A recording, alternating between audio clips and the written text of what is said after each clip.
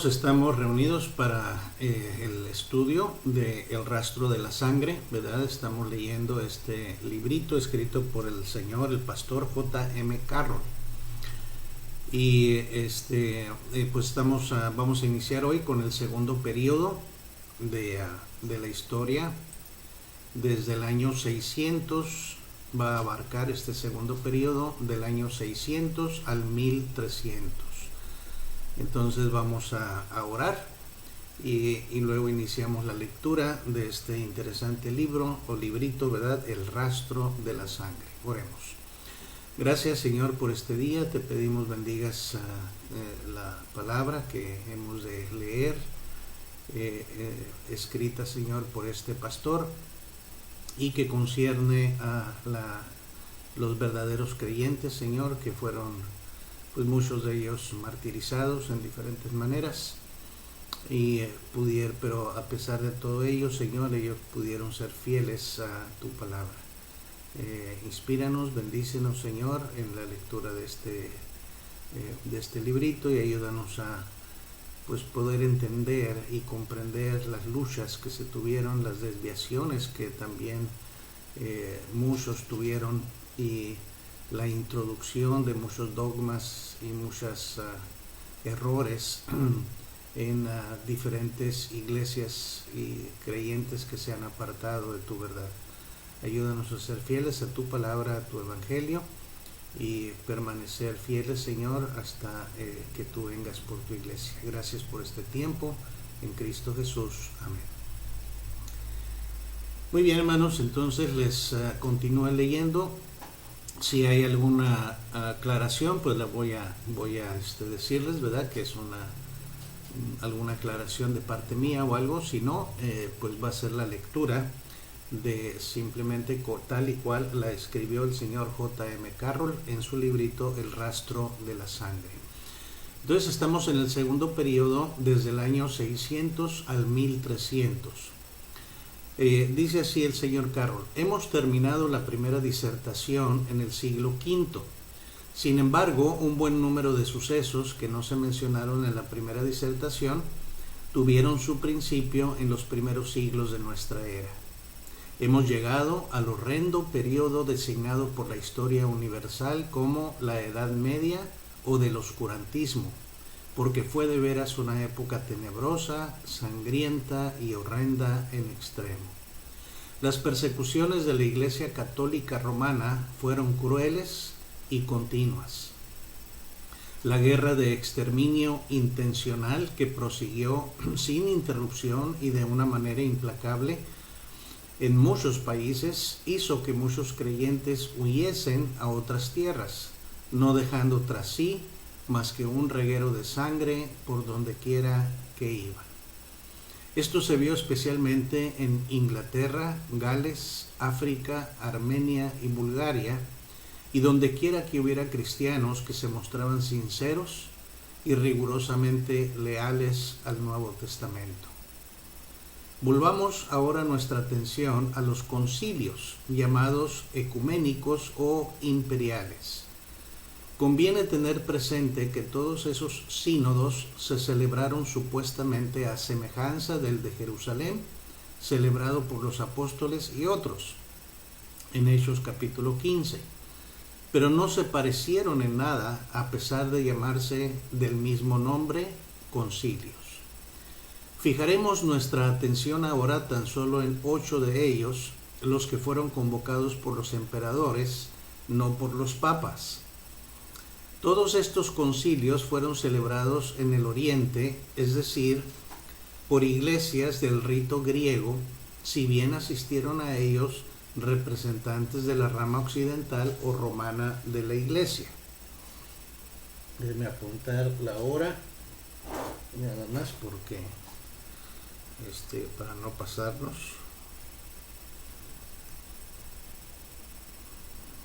Ok. Entonces, le repito lo último, dice: todos estos concilios fueron celebrados en el Oriente, es decir, por iglesias del rito griego, si bien asistieron a ellos representantes de la rama occidental o romana de la iglesia. El primero de esos concilios se celebró en Nicea en el año 325 y fue convocado por Constantino el Grande, al que asistieron 318 obispos. El segundo fue el de Constantinopla, celebrado en el año 381, y fue convocado por el emperador Teodosio el Grande. A este asistieron 150 obispos. Téngase presente que en los primeros siglos del cristianismo los obispos no eran otra cosa que los pastores de las iglesias locales. El tercero fue convocado por Teodosio II y Valentiniano III. A este concurrieron 250 obispos, siendo celebrado en Éfeso en el año 431. El cuarto se celebró en Calcedonia en el año 451, convocado por el emperador Marciano. Concurrieron a él entre 500 y 600 obispos metropolitanos. Estos eran pastores de ciudades principales o pastores de las principales iglesias. En este concilio fue promulgada la doctrina de lo que ahora se conoce como Mariolatría, es decir, el culto a María, la Madre del Señor. Al principio, esta doctrina causó mucha agitación, pues muchos opusieron a ella serios reparos. Con todo, acabó por imponerse como doctrina o dogma permanente de la Iglesia Católica. El quinto de estos 8 concilios se realizó en Constantinopla. Este fue el segundo celebrado en aquella ciudad. Lo convocó Justiniano en el año 553, al que asistieron 165 obispos, y parece fue celebrado principalmente para condenar ciertos escritos. El sexto concilio fue convocado en el año 680 por Constantino Pogonato y celebrado como el anterior en Constantinopla, para condenar la herejía. Este concilio condenó también al Papa Honorio, al que depuso y excomulgó. Desde luego, la infalibilidad aún no había sido declarada. El séptimo concilio se reunió en Nicea en el año 787. Fue este el segundo celebrado en esa ciudad y fue convocado por la emperatriz Irene. Al parecer fue en este concilio donde se originó el culto a las imágenes y a los santos. Como podéis verlo, esos padres se hicieron más paganos que cristianos con todos estos concilios, ¿no? Nota mía ahí, el último. Sigue diciendo el librito: el último de los llamados concilios orientales convocados por los emperadores tuvo lugar en Constantinopla en el año 869. Fue convocado por el emperador Basilio I el Macedonio. La Iglesia Católica pasaba entonces por una seria dificultad causada por la controversia entre las dos cabezas del catolicismo, la oriental y la occidental, o sea, la griega y la latina, a saber, Focio de Constantinopla y Nicolás I de Roma. Tan grave fue la contienda que los dos se excomulgaron mutuamente, de suerte que durante un corto tiempo el catolicismo estuvo sin cabeza. El objeto del concilio fue de consiguiente el de arreglar ese asunto, pero tan definitiva fue esa ruptura entre las dos ramas del catolicismo que hasta la hora presente no ha sido posible restablecer la armonía entre ambas iglesias. Todos los intentos hechos en ese sentido han fracasado completamente. Desde ese entonces el poder de la curia romana ha ido en aumento, y desde esa época en adelante ya no son los emperadores los que convocan los concilios, sino los pontífices romanos. Tocante a los concilios posteriores, nos ocuparemos de ellos más tarde en el curso de estas disertaciones. Hay una nueva doctrina de la cual no hemos llamado su atención. Sin duda que también hay otras que se hallan en el mismo caso, pero hay una especialmente a la que yo quisiera llamar su atención, y esa es la de la comunión infantil. En efecto, los niñitos no solo se les bautizaba y recibía en la iglesia, sino que se los suponía capaces de participar de la cena del Señor. Pero el problema que se planteaba era de cómo se les podría administrar. Al fin se resolvió que mojando el pan en el vino. Esta forma se observó por mucho tiempo. Algo más tarde se añadió otra nueva doctrina a la anterior, la cual decía que este era otro medio de salvación. Pero como posteriormente apareció otra nueva enseñanza, volveremos a referirnos a esta última algo más tarde. En el concilio de Calcedonia, celebrado en el año 451, se añadió otra doctrina enteramente nueva que acrecentó rápidamente la lista. Fue la doctrina llamada Mariolatría o culto a María, la Madre de Jesús. Parece que se sintió la necesidad de un nuevo mediador, a causa de estimarse demasiado grande la distancia entre Dios y los hombres, para que bastase un solo mediador, aun cuando ese lo fuese Cristo, Hijo de Dios y Dios hombre. Y así se consideró que se necesitaba de María como otra mediadora, con lo cual se le dirigieron oraciones y ruegos, a fin de que ella a su vez los dirigiera a Cristo. En el siglo VIII se añadieron a la fe católica otras dos nuevas doctrinas, las que fueron promulgadas en el segundo concilio celebrado en Nicea, el que tuvo lugar el año 787. El primero que allí se celebró se le designó como el concilio del culto a las imágenes, una abierta violación de uno de los mandamientos divinos que dice: no te harás imagen ni ninguna semejanza. Éxodo 20, versos del 3 al 5. Fue esa otra añadidura del paganismo a la que luego siguió la del culto de los santos. Esta doctrina no tiene base bíblica alguna. El único ejemplo de súplica dirigida a un santo que hallamos en la Biblia, dado sin duda para mostrar lo necio de semejante pedido, es la que el rico dirigió a Abraham allá en Lucas 16 del 24 al 31. Estos son algunos, no todos, de los numerosos cambios revolucionarios que se hicieron tocante a las enseñanzas del Nuevo Testamento en ese periodo de la historia eclesiástica. Durante el periodo que acabamos de recorrer, los perseguidos fueron llamados por muchos y variados nombres, como donatistas, petrobrucianos, cátaros, paulicianos y anabautistas. Algo más tarde fueron llamados arnoldistas, enriqueños, albigenses y valdenses. A veces uno de estos grupos sobresalía sobre los demás y otras veces otro, pero algunos de ellos casi siempre se destacaron por causa de lo persistente y terrible de la persecución de que fueron objeto. Pero no se vaya a pensar, sin embargo, que todos estos perseguidos hayan sido siempre leales en todo sentido a las enseñanzas del Nuevo Testamento. En lo esencial sí lo fueron. Y algunos, si se tiene en cuenta las circunstancias que los rodeaban, fueron sorprendentemente fieles.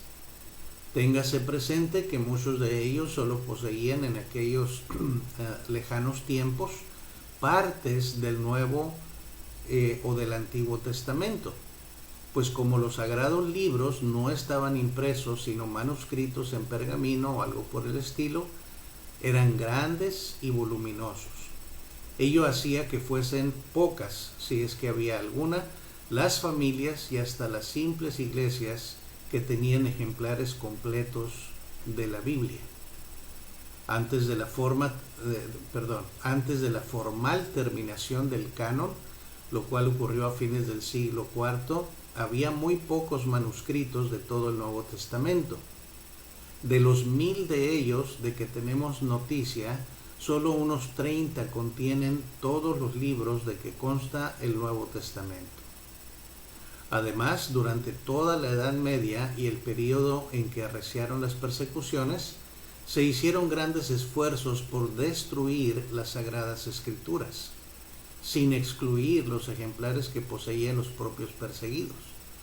De ahí que esas víctimas de la persecución tuviesen en muchos casos únicamente algunos fragmentos de la Biblia. Conviene también advertir que en aras de impedir la difusión de opiniones contrarias a las de los católicos, se hicieron planes y se tomaron medidas en ese sentido. Como primera medida se dispuso que todos los escritos sin distinción fuesen recogidos y quemados. Esta medida se aplicó especialmente a los libros, lo que se hizo con todo rigor y persistencia por espacio de varios siglos. Tal fue, según la historia, la causa principal de que sea tan difícil lograr datos históricos exactos. Además, todos los escritores y predicadores que se mostraron inflexibles sufrieron el martirio. Ese período fue sobremanera sanguinario, tanto que todos los grupos heréticos, así eran llamados, que persistían en sus opiniones, no importa cuál fuese su nombre ni dónde viviesen, eran perseguidos. Los donatistas y los paulicianos se distinguieron entre los primeros grupos. Los católicos, por extraño que parezca, a todos los que se negaban a hacer causa, vuelvo a leer ese párrafo. Los católicos, por extraño que parezca, a todos los que se negaban a hacer causa común con ellos en su desviación de la fe y a creer en sus errores, los denunciaban como herejes y como a tales los condenaban. Esos católicos llegaron al extremo de llegar a ser más paganos y judíos que cristianos, mostrándose más sumisos y respetuosos al poder civil que al religioso. Es más, en vez de observar las antiguas leyes, crearon otras nuevas. He aquí algunas de las nuevas variaciones que se produjeron acerca de las enseñanzas del Nuevo Testamento durante esos siglos. Es probable que no siempre se den en el orden del tiempo de su promulgación, porque sería casi imposible lograr la fecha exacta del comienzo de estos cambios. Ha ocurrido con ellos, sin duda, algo semejante a todo el sistema católico, ya que son efecto de un desarrollo gradual. Sus doctrinas o enseñanzas estuvieron sujetas en los primeros años a un constante cambio, mediante adiciones, sustracciones, sustituciones o anulaciones. El resultado fue que la Iglesia Católica ya no era, si alguna vez lo fuese, una iglesia neotestamentaria. Tampoco era ya un cuerpo meramente ejecutivo para cumplir las leyes de Dios, sino que se había convertido en uno de carácter legislativo, que hace otras nuevas y que cambia o abroga las antiguas a su gusto y paladar.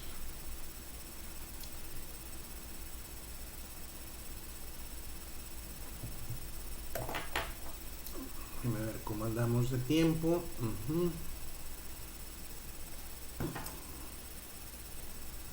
Vamos bien. ¿Verdad? Qué terrible ese todo lo que sucedió en ese tiempo. Ese es comentario mío, ¿verdad? Lo que lee uno en la historia, lo que sucedió, tanta desviación, teniendo la palabra de Dios. Sin lugar a dudas, Satanás pues trabajó, ¿verdad?, en ese sentido,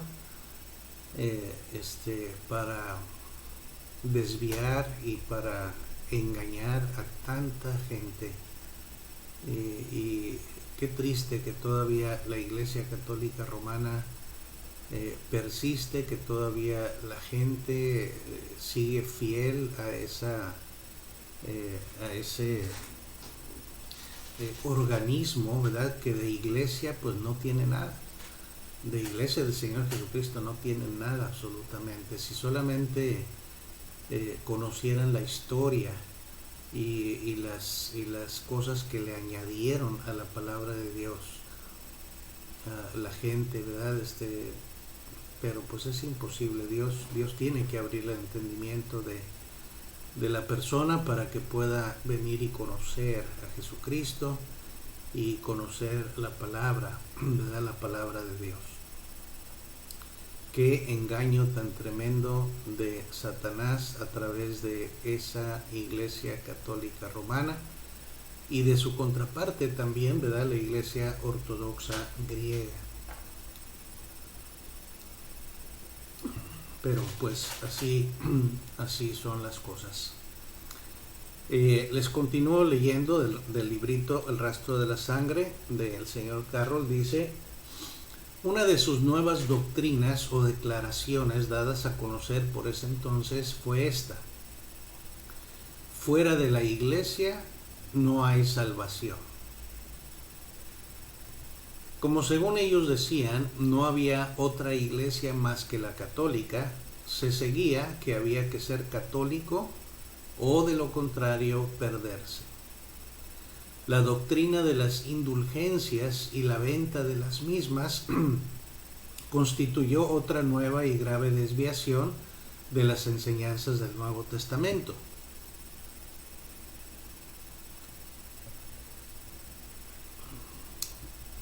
Pero con la mira de que esa nueva enseñanza fuese hecha efectiva, fue preciso introducir todavía con carácter imperativo otra nueva doctrina, a saber, la de abrir tan gran crédito en el cielo, pero accesible a la tierra.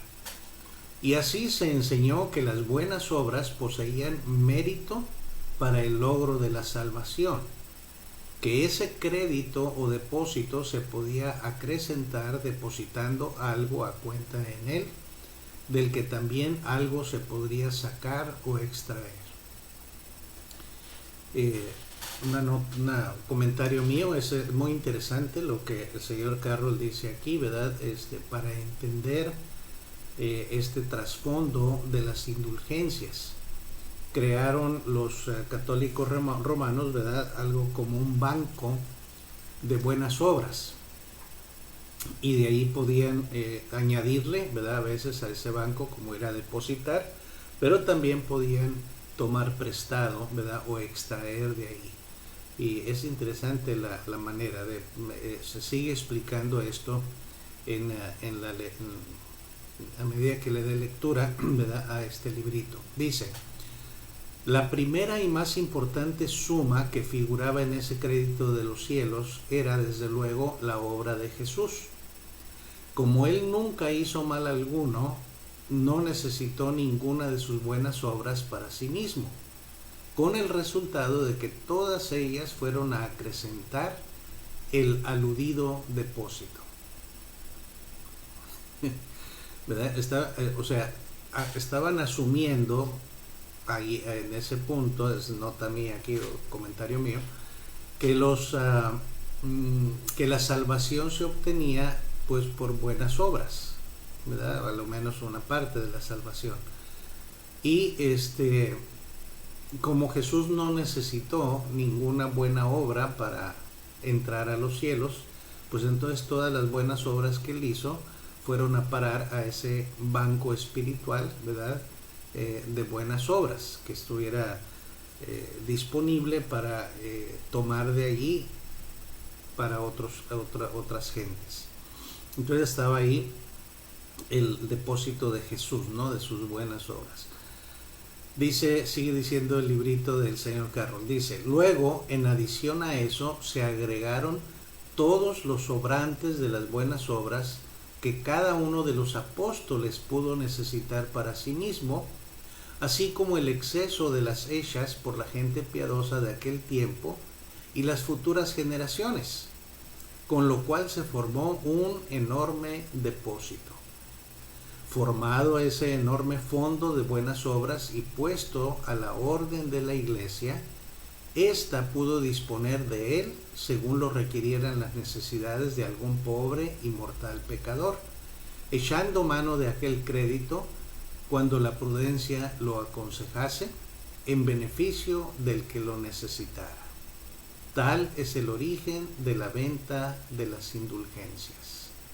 La gente las podía comprar, ya para sí misma, ya para sus amigos y hasta para los deudos difuntos.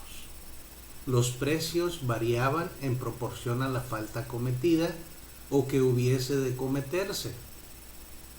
Esos precios llegaron a veces a extremos increíbles, como lo admiten los mismos católicos. Algunas historias o enciclopedias dan una lista de los precios fijados según los diversos pecados para la remisión de los cuales se vendían las indulgencias. Ese va a ser interesante, voy a buscar, si usted quiere hacer una búsqueda también en internet, ¿verdad? De cuánto costaban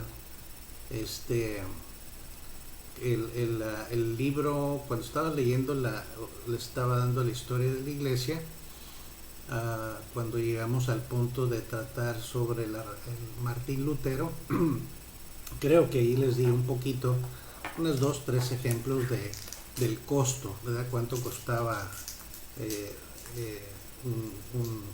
un perdón, una indulgencia por cierto pecado, ¿verdad?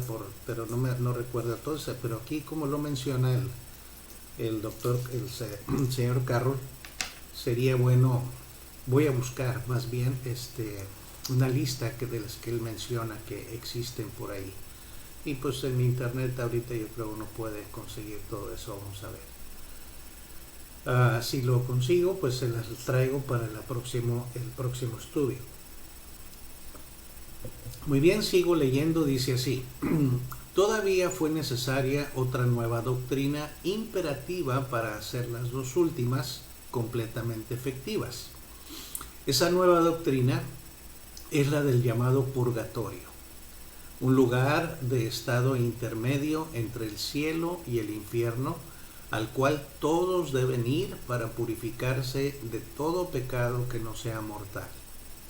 Aún los santos deben pasar por el purgatorio y permanecer en él hasta ser enteramente purificados por el fuego, excepto que logren ayuda procedente del crédito. Antes, dicha cosa que solo pueden lograr mediante las oraciones y pago de indulgencias que hagan y den los vivos en favor de ellos. La venta de indulgencias, obviamente, es una desviación de las enseñanzas del Nuevo Testamento y siempre conduce inevitablemente a otras, ¿verdad? A otros errores, quiere decir el señor Carroll. Continúo leyendo, dice: detengámonos ahora un momento para mostrar cuáles sean las principales diferencias entre los católicos romanos y los griegos. Número 1. En cuanto a nacionalidad, los griegos son principalmente eslavos, los que comprenden Grecia, Rusia, Bulgaria, Serbia, etc. Los romanos son principalmente latinos. Esa iglesia domina en Italia, Francia, España y la América del Sur, la Central, México, etc. Número 2. Los católicos griegos rechazan el bautismo por aspersión o afusión, o sea, rechazan el rociamiento porque ellos lo hacen todavía por inmersión. Los romanos, en cambio, practican el rociamiento únicamente, pretendiendo que tienen derecho a cambiar la forma original bíblica, que era la inmersión. Número 3. Los griegos continúan practicando la comunión infantil. Los romanos la han abandonado, aunque la enseñaron en otro tiempo como medio de salvación. Número 4. Los griegos administran la comunión en ambas especies a los laicos, dándoles no solo el pan, sino también el vino. Los romanos solo les dan el pan, el vino solo lo toman los sacerdotes. Número 5. Los griegos tienen sacerdotes casados. Los romanos prohíben a sus sacerdotes contraer el matrimonio. Y de ahí el comentario mío, ¿verdad? La serie de tremenda pecado de pederastas y de homosexuales que han salido de esa desviación tan tremenda por culpa de esa imposición, ¿verdad?, a esta gente. Número 6, sigo leyendo. Número 6, la diferencia entre romanos y griegos. Dice: los griegos rechazan el dogma de la infalibilidad papal. Los romanos no solo la aceptan, sino que insisten en defenderla. Tales son los principales puntos en que difieren esas dos iglesias. Fuera de eso, podrían marchar unidas.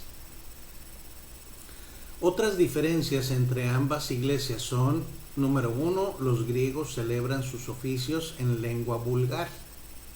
Número 2, no creen en la existencia del purgatorio. Número 3, emplean en la comunión pan leudado. Número 4, no tienen en sus templos imágenes de talla, sino cuadros o pinturas.